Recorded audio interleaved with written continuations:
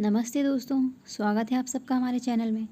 हाजिर हूँ फिर से एक नई कहानी के साथ। कहानी सेवा का फल। बिटिया कुछ है क्या खाने को? दोपहर 3 बजे के आसपास राजेश बाबू ने बहू के कमरे में आवाज़ लगाते हुए कहा, ये भी कोई वक्त है खाने का?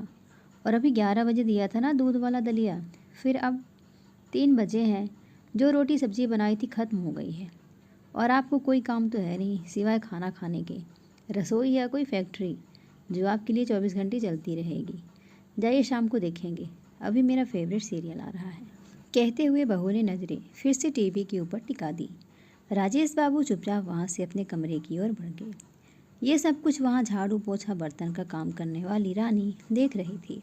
वह मन ही मन सोचने लगी कि कहने को इतना बड़ा बंगला है, बड़ी बड़ी गाड़ियाँ हैं, पैसा है, मगर इतने बड़े बंगले होने के बावजूद दिल बहुत छोटा है इनका, जो अपने घर के पिता तुल्य समान ससुर की सेवा नहीं कर सकते।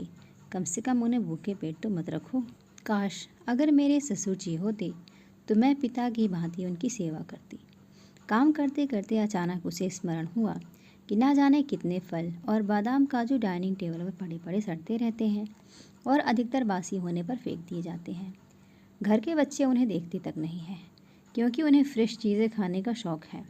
उस पर आजकल वो क्या कहते हैं, हाँ, जंक फूड। वह तो उन चीज़ों के शौकीन है। ये फल में भी देखकर अनदेखा कर देते हैं। साहब मालकिन को जहाँ अपने काम और किटी पार्टी से फुर्सत नहीं है, तो वह क्या खाएंगे और क्या देखेंगे। बचे बेचारे बुजुर्ग दादाजी, तो उनका मुंह तो बिना दांतों की बस्ती है। उनकी दाल तो खिचड़ी दलिया से ही गल सकती है, तो वह क्या खाएंगे फल में भी। तभी कुछ सोचते हुए सुधा का चेहरा खिल उठा। उसने एक मुट्ठी मेवा सिलबट्टे पर पीसे और जरा से दूध में एक पके केले के साथ मसलकर बुजुर्ग राजेश बाबू को पकड़ा दिए और बोली, बाबूजी चुपचाप खा लीजिए, आपको भूख लगी है ना। अब प्यासे को थोड़ा सा पानी मिल जाए तो वो अमृत समान होता है। बुजुर्ग राजेश बाबू भीगी हुई पलकों को साफ करते हुए तेजी से खाने लगे। उन्हें संतुष्टि से खाते देखकर रानी को भी संतुष्टि मिल रही थी। ऐसे में अब ये रोज़ का नियम हो गया। रानी रोज़ ऐसे गरिष्ठ व्यंजन दोपहर में टीवी से चिपकी बहू की नज़र बचाकर बुजुर्ग राजेश बाबू को दे देती।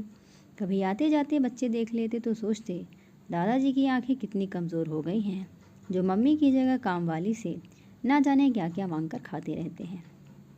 वहीं दूसरी ओर घर की बहू सोचकर खुश होती कि मेरी डांट टपट से बूढ़े पिताजी काबू में रहते हैं। तो वहीं घर का बेटा पिताजी की सुधरती सेहत देखकर सोचता कि उसकी पत्नी अपने ससुर जी का भरपूर ख्याल रखती है। और घर की काम वाली रानी सोचती है उसकी तो नौकरी भी यही है और ज़िंदगी भी यही है। झाड़ू बर्तन करते करते जाने कब सांसें साथ छोड़ जाएं। अपने ससुर जी की सेवा करने का सौभाग्य तो उसे मिला नहीं, तो क्यों ना यहाँ घर के बुजुर्ग की सेवा करके कुछ पुण्य भी कर लें।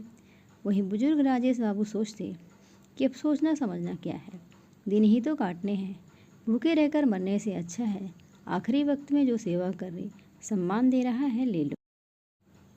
और वह अक्सर रानी को आशीर्वाद देते हुए सोचते, अगले जन्म में भगवान मुझे अमीर बनाना चाहे मत बनाना, बस बेटी देना या बहू देना तो ऐसे सुलझे हुए संस्कारों वाली रानी जैसी ही देना। दोस्तों, कहानी आपको कैसी लगी ज़रूर बताइएगा। लाइक करिएगा, चैनल पे नए हैं तो चैनल को सब्सक्राइब करिएगा। धन्यवाद।